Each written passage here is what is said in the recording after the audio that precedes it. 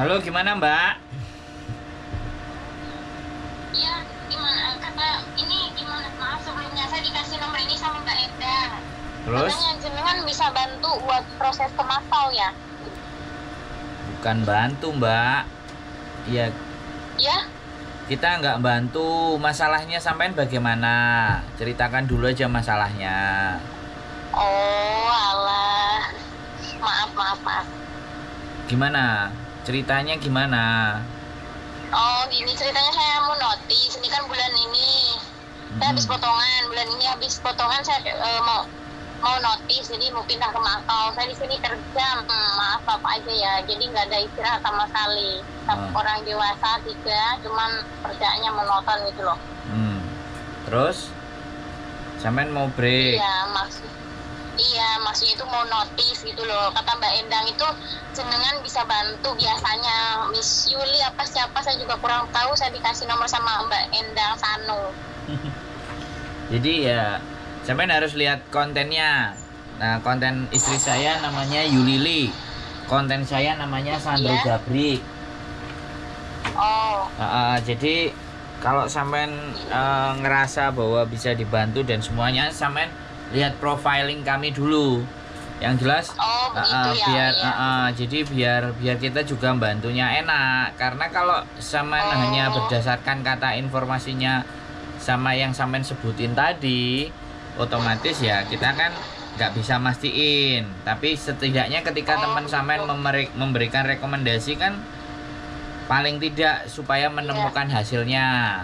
Nah, jadi kalau saya boleh cerita, karena sampean sudah telepon, saya nggak ingin sampean telepon nggak dapat apa-apa, sayang. Tapi saya sampaikan lagi ke sampean, nggak perlu menyebutkan nama siapapun harusnya sampean. Tapi tadi udah disebut, tapi nggak apa-apa. Itu kan yang menginformasikan ke sampean. Jadi, halo, sampean masih dengar Mbak? Kurang tahu, maaf. Oh, nggak apa-apa. Jadi begini, kalau proses di Makau memang sebaiknya sebelum sampean break, ya kan? Sekali lagi sebelum sampean break, itu sebaiknya kalau sampean punya waktu boleh sampean ke Makau dulu, survei situasi dan keadaan. Atau bertanya dulu, karena sekali lagi di Makau banyak sekali teman-teman yang sesama bangsa kita tapi gila-gilaan kalau calo. Jadi sampean datang, terus kalau memang sampean mau nemuin, kami punya teman yang punya agent. Nah, nanti boleh. kalau sampean misalnya sudah yakin dan fix, terus diinformasikan, informasinya benar, silahkan monggo.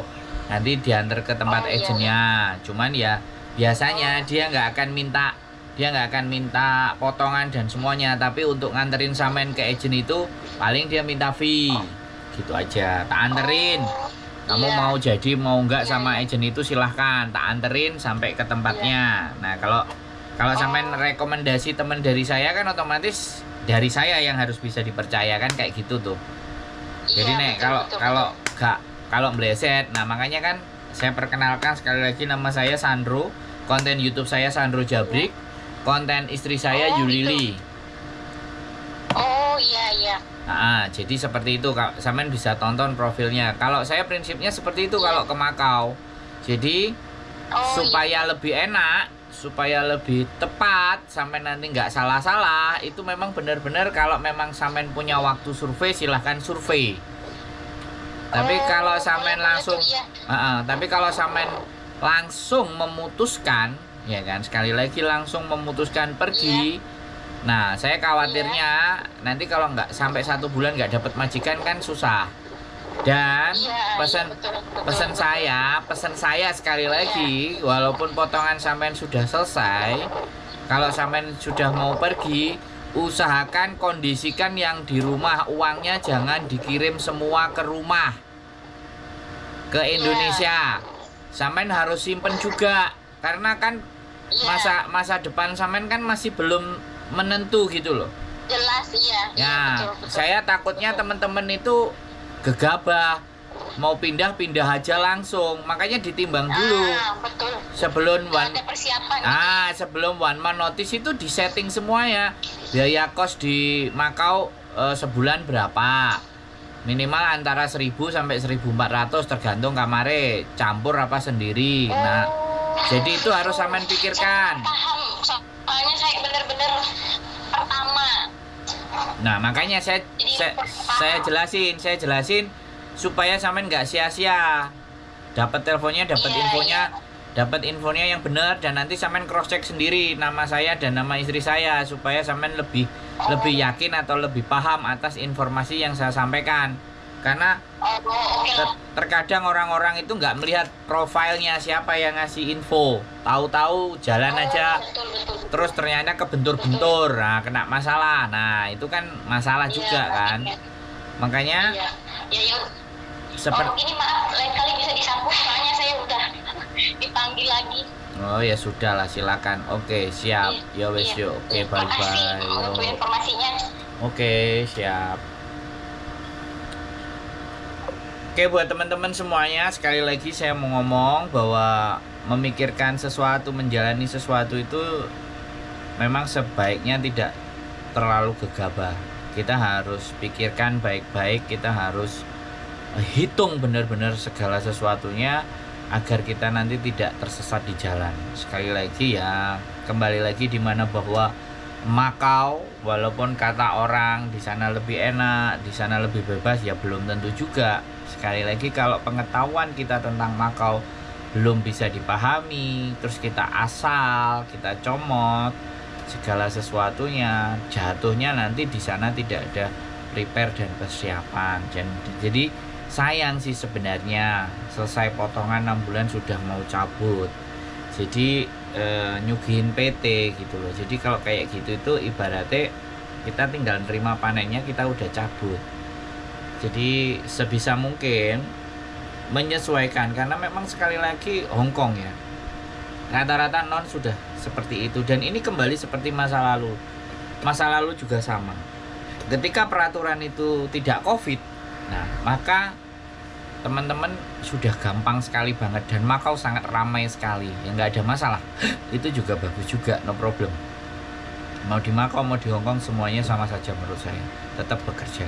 Nah kembali lagi di mana ketika kita bicara, bahkan sekarang pun kadang-kadang orang-orang yang finish pun itu masih terbawa aura COVID ya.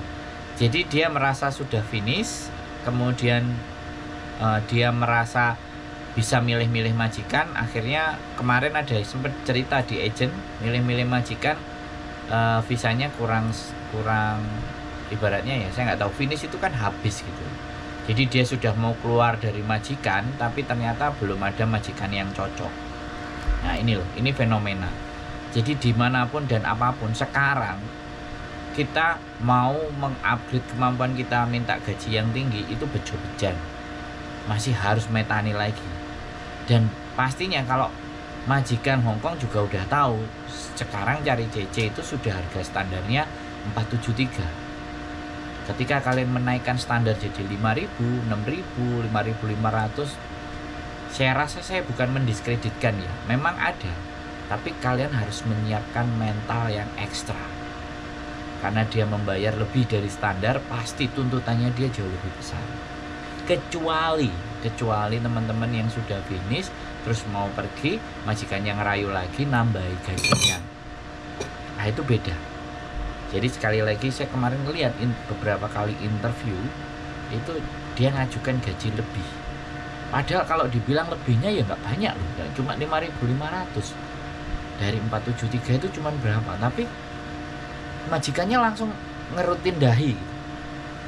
Nah itulah fenomena yang terjadi. Sekali lagi, tetap semangat. Apapun, orang baik akan selalu ketemu dengan orang yang baik.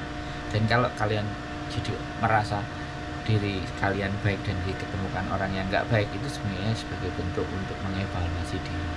Sekali lagi, tetap semangat, jaga sehat, keep stay tune, YouTube channel, and see you next video. Bye bye.